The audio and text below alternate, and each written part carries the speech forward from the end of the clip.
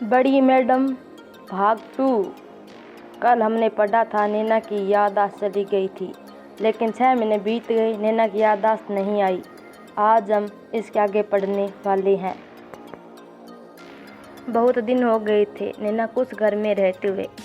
उसने तनु से शहर जाने की जिद की। पहले तनु टाल मटोल करता रहा, लेकिन फिर उसने एक दिन हामी भर दी।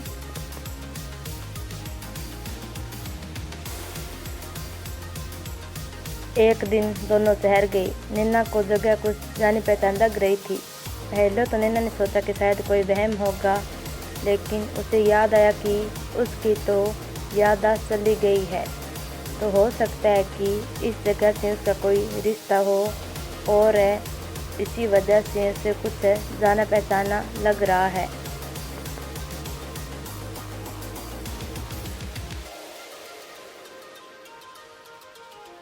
नैना, तनुज, ऐसा लग रहा है कि मैं पहले यहाँ आ चुकी हूँ।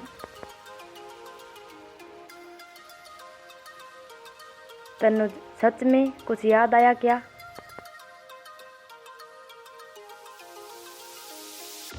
नैना, नहीं, ऐसा तो कुछ याद नहीं आ रहा है, बट ये सब जाना पहचान लग रहा है। तनुज, हो ना हो आपका यहाँ से कोई कनेक्शन जरूर होगा। अब हम हर स्टडी यहाँ आया करेंगे, शायद आपको कुछ याद आ जाए और आपके घर वालों का पता चल जाए।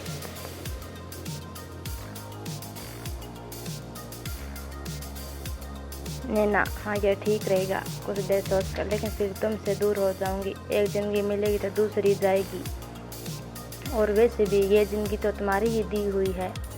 मैं चाहती हूँ कि मुझे कभी कुछ भी याद ही ना आए।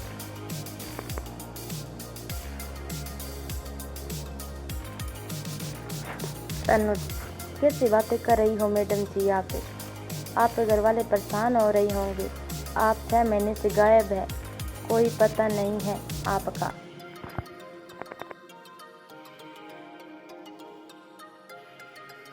अच्छा ठीक है, अब चले, नहीं तो घर पहुंचते हुए रात हो जाएगी।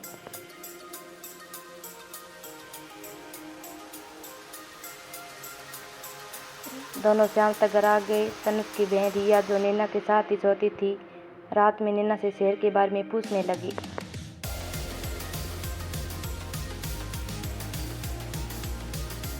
रिया भाई के साथ कहाँ कहाँ गई? मुझे जानना है नैना। अरे रिया, तनुज शांत रहता है, बस चुपचाप चला गया, और मैं जितना पूछती उतना ही जवाब देता। अब मैं ज़्यादा बोलती तो क्या लगने लगता, इसलिए मैं भी चुप रही। वैसे एक बात बता, इसके साथ कुछ हुआ है क्या, या फिर ऐसा ही था बचपन से?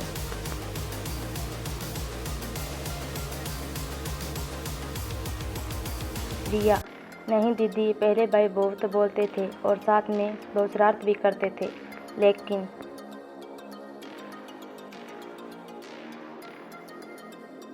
नैना, लेकिन क्या रिया?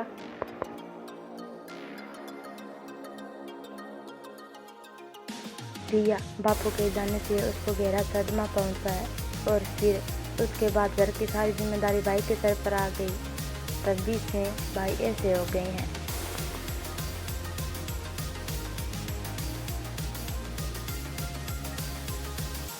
नैना, ठीक है, तू सो जा, मैं तनुज के पास होकर आती हूँ, अभी शायद जग रहा होगा।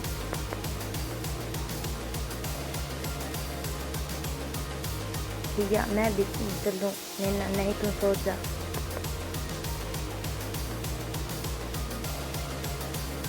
नैना उठकर तनुज के पास चली गई। तनुज पढ़ रहा था।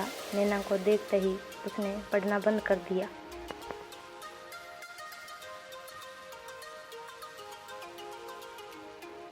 नैना, क्या हुआ तनुज? मेरा आना तुम्हें अच्छा नहीं लगा?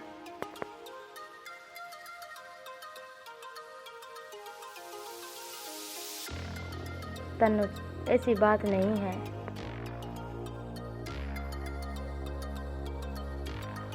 नैना, अगर ऐसी बात नहीं है तो फिर वो किताब क्यों बंद कर दी?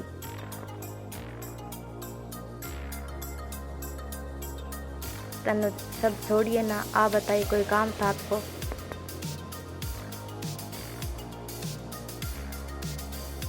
नैना मतलब जब मुझे काम होता है ये कहना चाहती हो तुम्हारे पास आती हूँ। तनुज ऐसा मैंने कब कहा, मैं तो बस बोल रहा था कि आपको कोई काम तो नहीं है ना।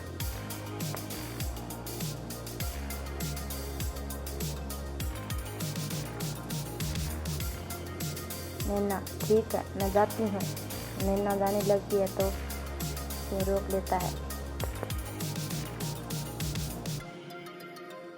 तनुज बैठे ना कुछ बातें करते हैं। नैना सोच लो भाग तो नहीं जाओगे। तनुज आ बैठो तो सही।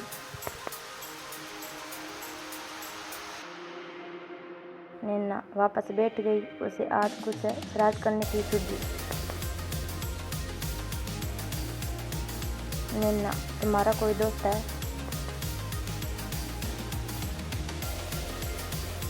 तनुज नहीं तो आप ये क्यों पूछ रही हैं? नैना अच्छा तभी तुम अक्सर मुझे देखती रहती हो।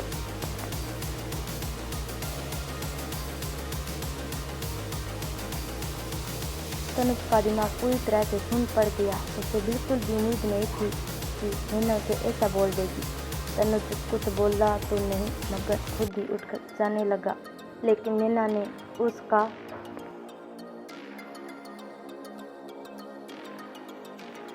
हाथ पकड़कर वापस बिठा दिया। नैना हंसते हुए सॉरी भाई मैं बस मजाक कर रही थी। वैसे मैंने कहा था ना भाग ना जाओगे।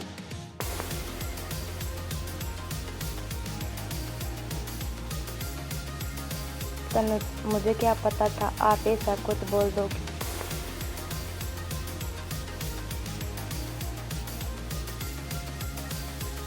नैना तुम इतने सड़ू क्यों हो? कोई दोस्त बनाओ और एंजॉय किया करो।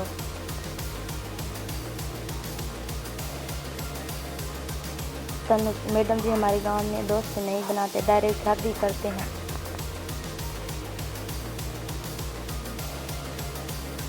हाँ तो शादी ही कर लो।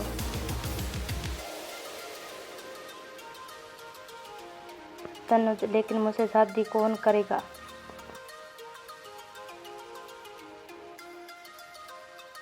नैना मुझसे कर लो। तनुज झेंप गया पूरी तरह। तनुज मैडम जी आप भी ना कुछ भी बोलती हो।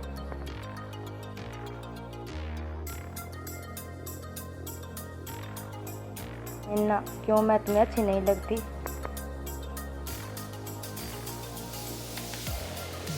तनुज ऐसी बात नहीं है मैडम जी। नैना तो फिर क्या बात है? तनुज हमारा कोई मेल नहीं है और ना ही हो सकता है। अब आप जाओ सो जाओ, रात बहुत हो गई है।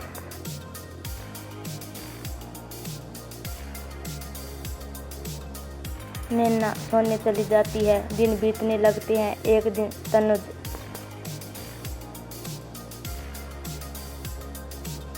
एक अखबार का टुकड़ा हाथ लगता है। उसमें नैना की